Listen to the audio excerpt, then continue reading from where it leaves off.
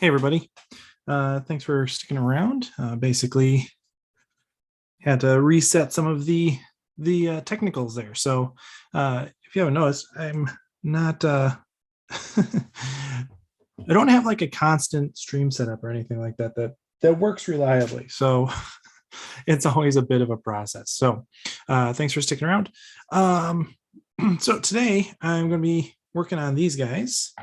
Um, They are a couple of the invasive wargaming models. Yeah, like not much to say about them really, other than the fact that they're for patrons over on Patreon.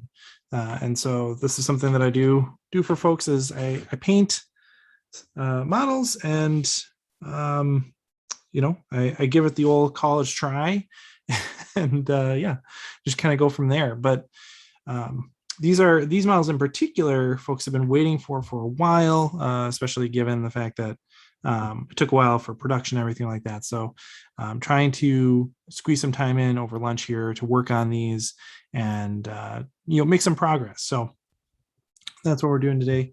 I've done a little bit of work on them. You can see, hopefully, right? So we have one with what I'm calling like the Nomad helmet and the rifle, and then I have one with the rifle and without a helmet.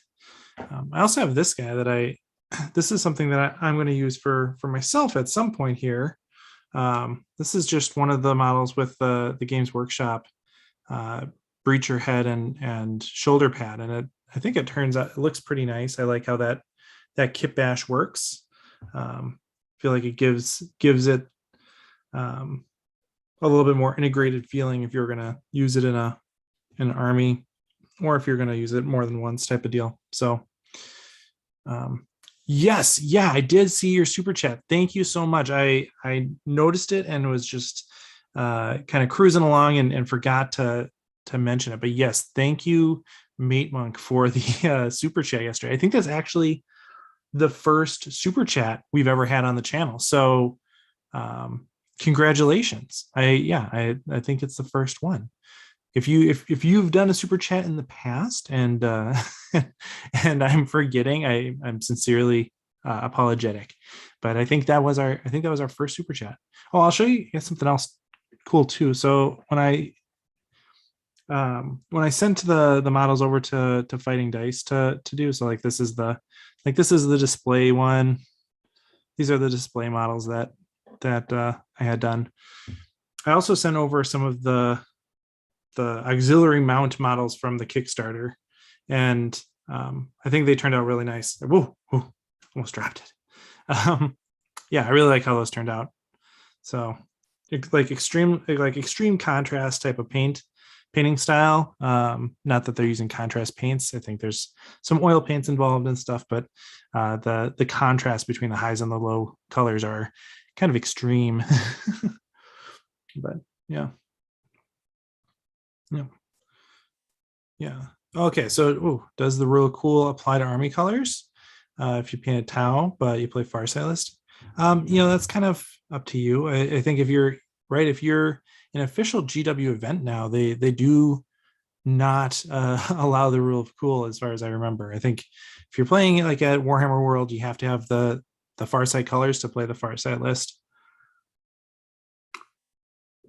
But if you're doing your own thing or playing somewhere else, I generally think it's fine. I think I made a video like 5 years ago on that subject. Like, I don't know. And it was largely me complaining from a position of not wanting to have to paint more of the same models to play just a slightly different army list. And yeah, so, or I don't know. So I would say I still maintain that you're fine. Paint them the color that you like, paint them what looks good to you, and use the rules that work out for you at the time. I don't think anyone's gonna be super confused by that. The one issue, right, is if you have, let's say you have like a multi-sept list and they're all the same color, and you have like breachers in one sept and breachers in another sept. It's like, well, which breachers are these? You got to have some way to distinguish them. But other than that, have fun. Right. Oh, yeah, your camo tile blend into any sept. I see what you did there. Okay, so right, like I know from the patrons like roughly what they want on these things. I made some notes. They're on these sticky pad things here. All right, let's see. I have to refresh my memory now. All right.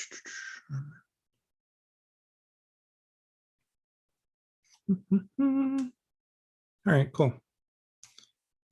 So like these are both kind of set up in a way that like they're both kind of starting off with the same base colors, but they're going in different directions. So this guy is supposed to have black armor with dark gray fatigues. So I'm going to kind of tone this stuff down, tone the armor down, and kind of keep the fatigues where they're at. Did I hit this with a dry brush already? I think I might have. It looks like it. So right. So this has a little bit of, this is kind of in the realm of the coloration that we're looking for. This one, the armor is supposed to be kind of a celestial gray or white, with dark fatigue. So both have dark fatigues, but this one has black armor. This one has lighter armor. So going to be working on that.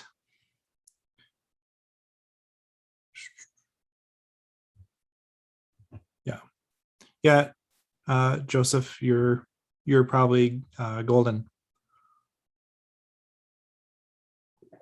Do have my coffee with me this afternoon. All right, so it's been a while since I painted. Last time I painted was for these guys. Let's see what kind of state my wet palette's in. Oh no, it could be better. Could be better. Let's say that. All right, get some moisture in there. Try not to totally ruin everything. Looks pretty good.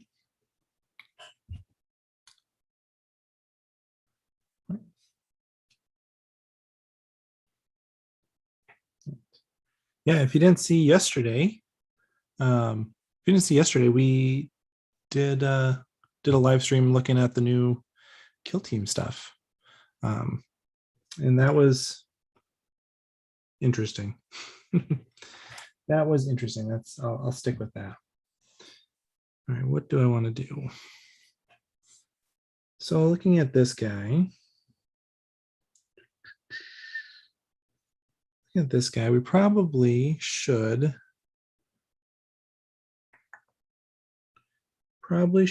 start getting the rest of the bases done on this, and then going from there.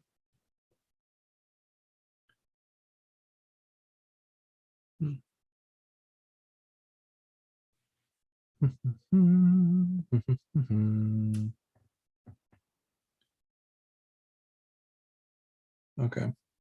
Yep, I think we can do that.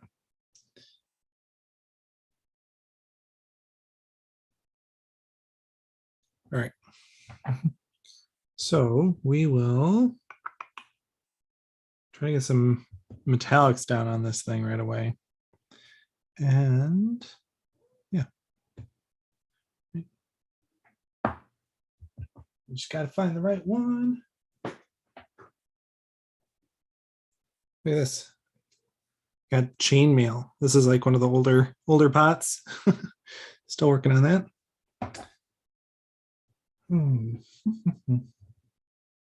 I don't use a lot of metallics in my list, or in my in my armies.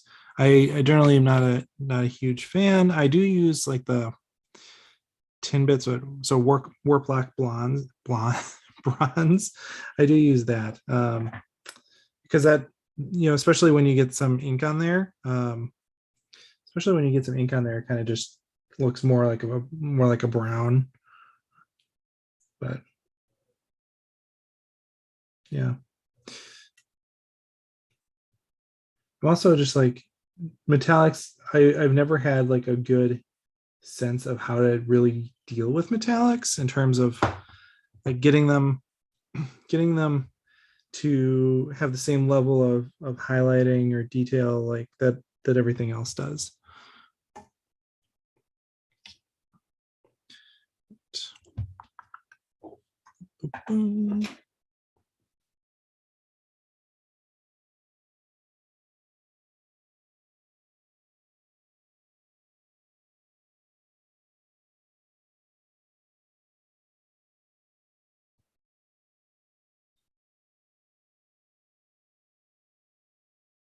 So I think we're going to leave these canisters on the bottom different color. I think the energy kind of, there's supposed to be some like blue details on this one. So I'll probably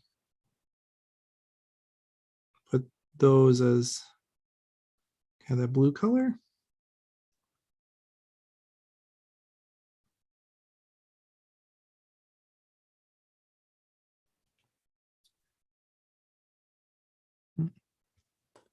I don't know what's going on with everyone else, right? What? So I mean, I don't know. It seemed like from the comments from yesterday's video, which I don't know, maybe I won't do that again. I did it as a live stream because I kind of just wanted to get it out there, and was really busy with work yesterday, so I didn't really have time to like edit a video. So I thought that was a good way to do it, but it really didn't get the traffic I thought it would. So I think next time I'll probably just stick with the editing. It's probably worth it to just do it. And then I don't say silly things like to ignore the the laws of physics, right? So yeah. So I'll probably not do the whole breaking news live stream thing again, just for that reason.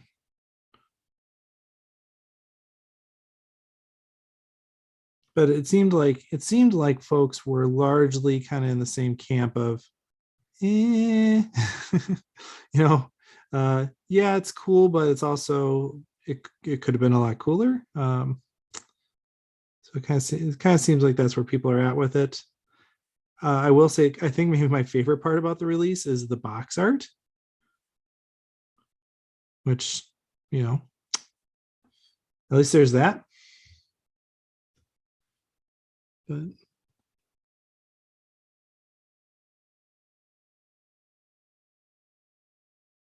yeah.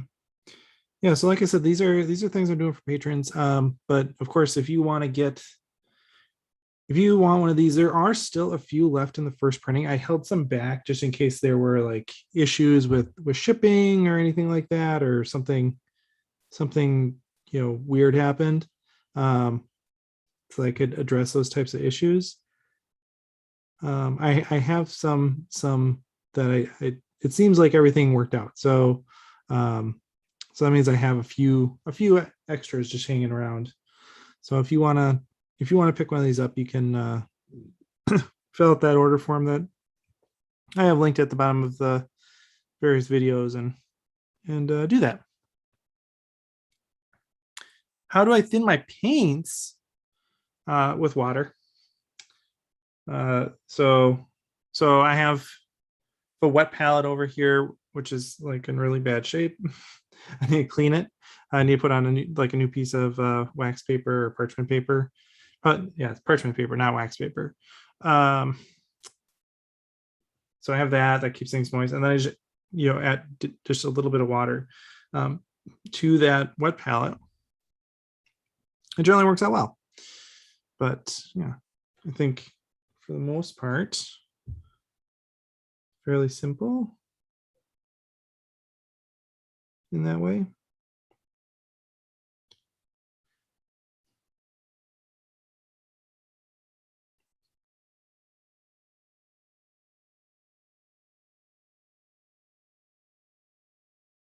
So these are the first ones that I've actually painted. So the display ones, like I said, I sent out to Fighting Dice. They did those for me. They were the first people to ever paint one of these for one of these models. This first time I'm doing it, and Yeah, I like it. The details are definitely there.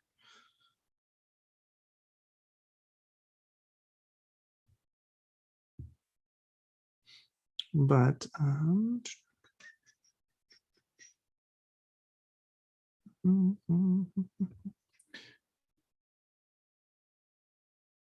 oh, like ratios. I just kind of wing it. I just kind of wing it until it works for me. So I don't have a great answer for that. I'm sure someone else would be a much better resource for you than I. But yeah, but yeah. So I mean, the new kill team really, I cannot get over the heads. Like it's cool. Someone suggested that maybe the visors are black sun filters, which if so is a cool idea. Like I'm happy to see that. But still kind of just like it's like the noses bug me. The nose bugs me the most. But I think we're at the point where we have to accept that the nose is part of the Games Workshop design philosophy for Tau. I'm so, but the good news here, right, is that because okay, well, here's actually a really interesting question. Because it's a Pathfinder, right? It's like it's an upgrade sprue. They're not totally new sculpts. It's an upgrade sprue. So you would get the normal Pathfinder kit, right? You get the normal Pathfinder kit, and then you would just choose the bits. Oh, the upgrade bits that you wanted to use. So I just had like a big pool of water next to my paint on my wet palette, and I was using it to like carefully thin down the metallic, and then like the big thing of water just like spilled into the place where I had all the paint. So now it's way too thin. So now I gotta get more paint. But because it's an upgrade sprue, you have the original Pathfinder kit in there presumably, so you could just use the normal Pathfinder heads instead, right, and not worry about it. So that's an option. But the question there is like one of those Pathfinders had a breacher helmet, which is not part of the normal Pathfinder kit. So are they including like a random breacher helmet in there for some reason? Because of maybe the one dude is a breacher, but he can't be a breacher because you have to pick Pathfinders, right? So I don't know. That's the big mystery, right? Why? Why is there a breacher helmet? Did they just put a breacher helmet on the upgrade sprue? That's kind of what it seems like, right? Like, what? Just why? Why would you do that? All right. So you gotta decide here. I know I want the backpack just to be the same color as the armor. I think I'm going to put the underside of the drone here as being metallic because we gotta repeat that color. The hilt of the blade is insufficient repetition. You have every color should show up more than one place. Unless there's some really special reason for it. But in my opinion, that makes for like a balanced paint job. So then your model will look a little weird. If not. Oh, I'll say this too. So there's this weird part of a weird consequence of the manufacturing process. So I didn't get to choose where the sprues hit. And so if you have one of these already, you probably noticed this, that there's the lens on the front of the drone is where the thing actually hits, where like the sprue hits the cast. And so it requires a little bit of repair work to kind of reveal that lens in a way that isn't obstructed. So with this second printing of this, contacted the manufacturer is like, hey, can that be moved? And so they're looking at that to see if they can move the tree from right there. I don't think it's a fatal problem by any means, because it's not on the main figure, it's part of the base type of deal, and it's easy enough to clean up. But it would be just kind of like a quality of life thing to have that not be the case. So I'm trying to do that.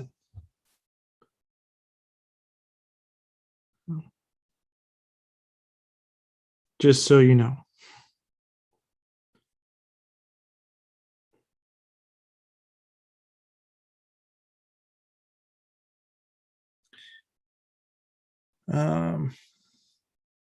Yeah, random tuners was randomly come up with rippers. Well, so but rippers used to be, I mean, that's just like how you used to get rippers, right?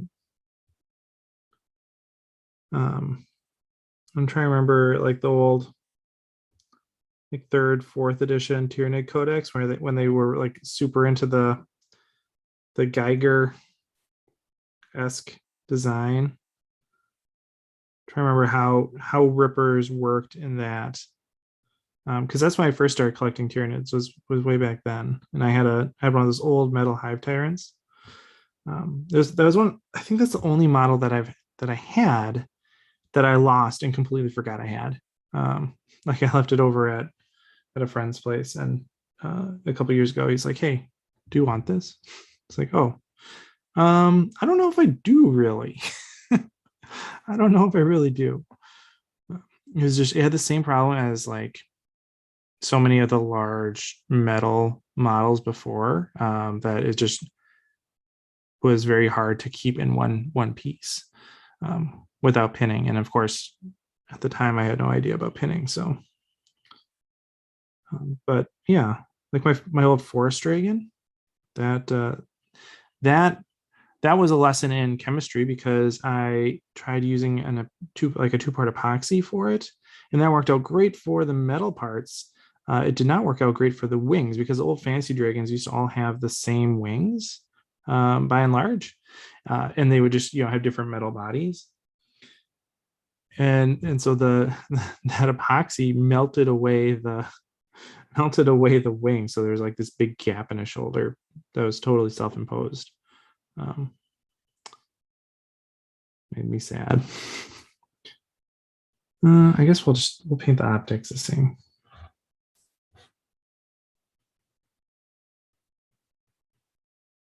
The scope. Mm-hmm.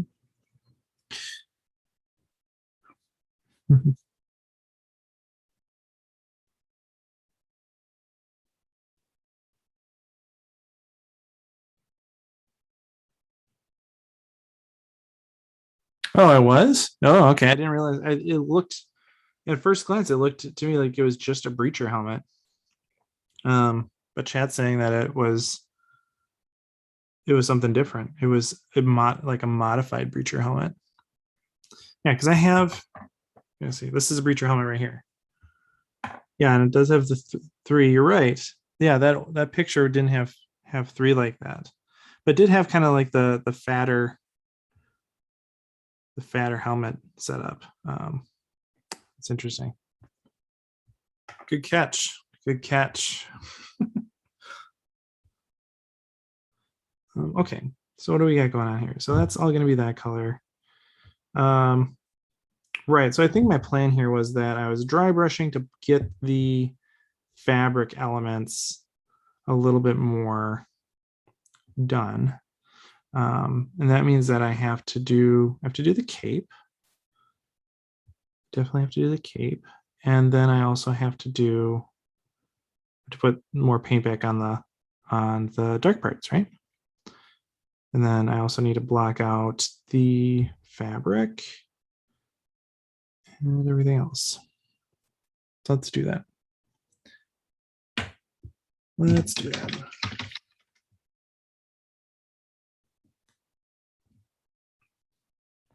So like I will never learn because the whole point of this was that I was going to get some work done on these models for these patrons. And I was like, well, I should live stream it at the same time. It's kind of just like an efficient use of time, but actually, no, it's horribly inefficient, because then I end up just talking and not focusing on what I'm supposed to be doing, which is painting. So we end up just kind of this weird, like, nothing gets done place. Right. I'm looking for, I guess I can use Eschen Gray. Yeah, I think that's what I actually did use on that, right? Yeah.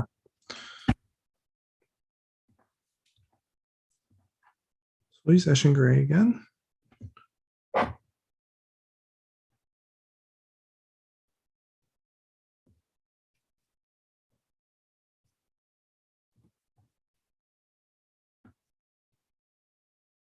So the question about thinning earlier, a lot of times, like, so especially if I don't have a wet palette with me, I'll dip my brush in the pot, and then I'll dip it into the water with the paint still on it, and that consistency generally is sufficient.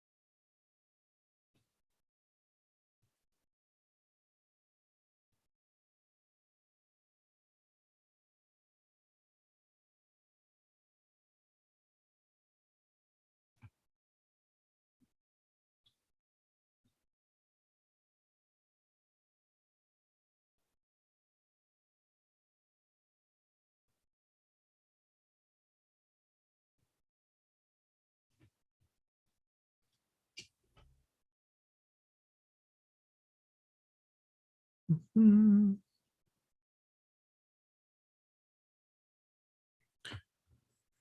else is going on? What else is going on? Yeah.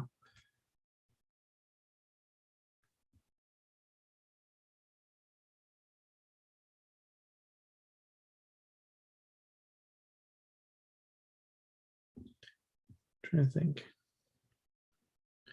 So, yeah. I don't know. I was, I have a bunch. I want to know your thoughts on this. When should you sell all your stuff that you don't use? Like, I have a bunch of Marines, right? And it started with Shadow Spear. I kind of started. It's like, oh, these Shadow Spear Marines look super cool. I really would like to just pick some up. And so I started getting some Marines. I did that with the Dominus too. And I've had a few minor purchases around there. But I think I built all the Shadow Spear stuff, but I haven't built anything else. And it's just kind of sitting there. And so I think I might unload them if I can find a local buyer at the right price kind of deal.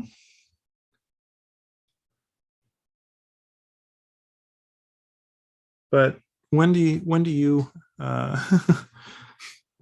unload your stuff? I know I keep all my stuff forever too.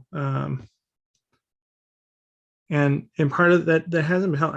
When I got out of grad school, I had a hard time landing a job right away.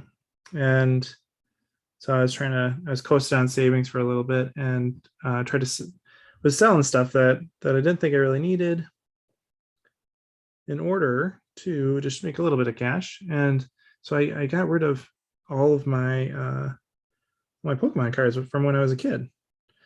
And I don't play or collect Pokemon cards anymore, but when I was a kid, they were really important to me. And so but I thought, I have no use for these. I'm going to get rid of them. So I did that at a price that was far, far lower than what they would have sold for today, of course. And yeah, I was fine with that for a while. And then I kind of regretted that choice not because I necessarily needed the cards, but because I had put a price on something that at one point had been really important to me. And that just felt kind of not good. So I did like dig out the emails from the guy that I sold them to all those years ago, and I'll see if he is keen to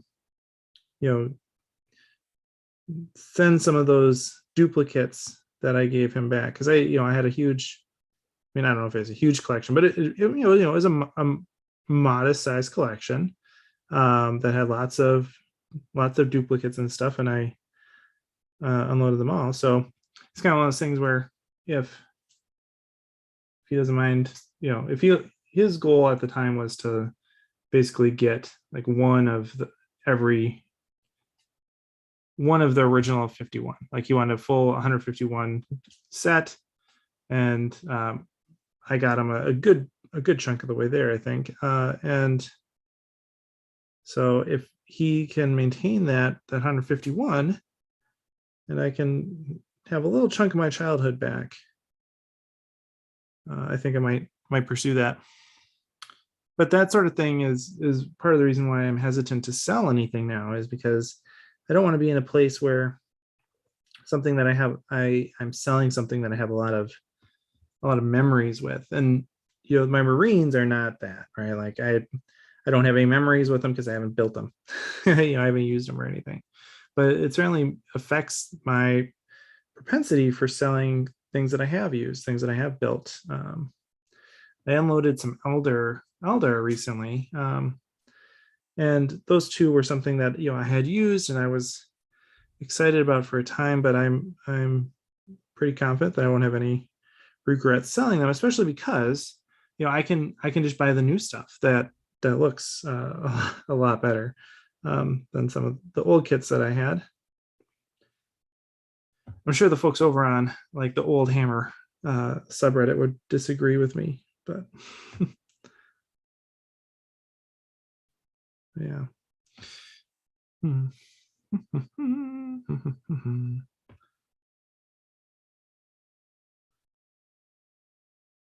I kind of got to figure out. I think I need to paint this dust cloud brown too.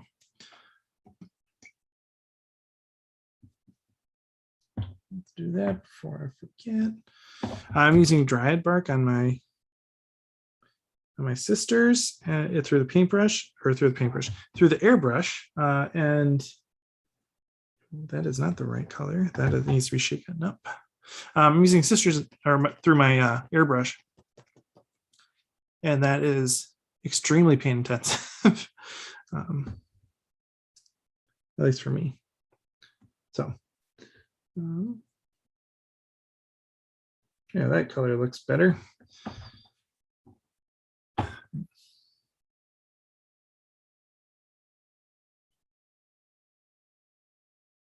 How are folks doing in terms of getting games? And like, I have not been to a game store in a very long time, nor have I like played in a tournament or anything for a while. I mean, part of that too is just because, like,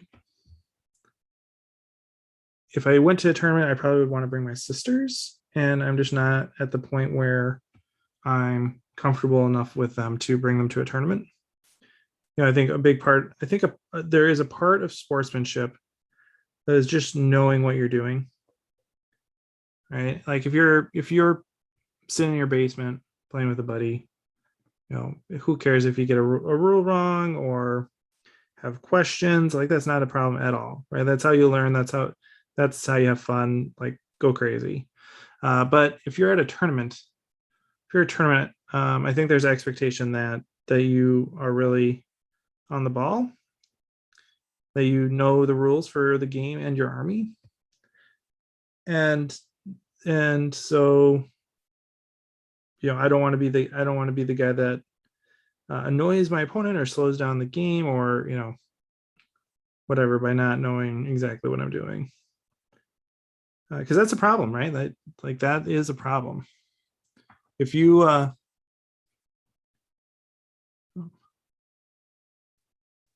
how's the stream? It looks like I just had like a hiccup. Is that correct? I'm just in here doing my stuff, but can you guys still, is the stream breaking up or what's going on?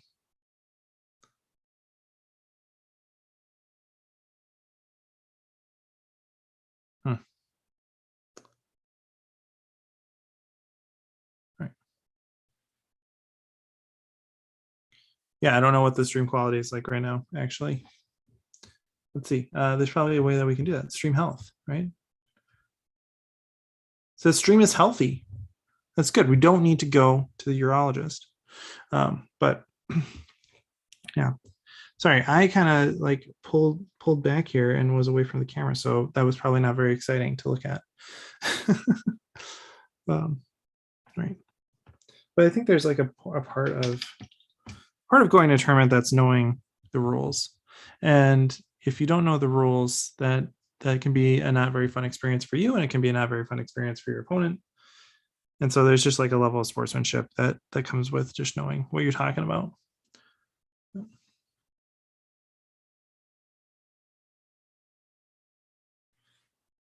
Yeah. So have I had a chance to play Kill Team yet? No, I haven't. I have not had a chance to play Kill Team yet, and I don't know if I will prioritize Kill Team or not.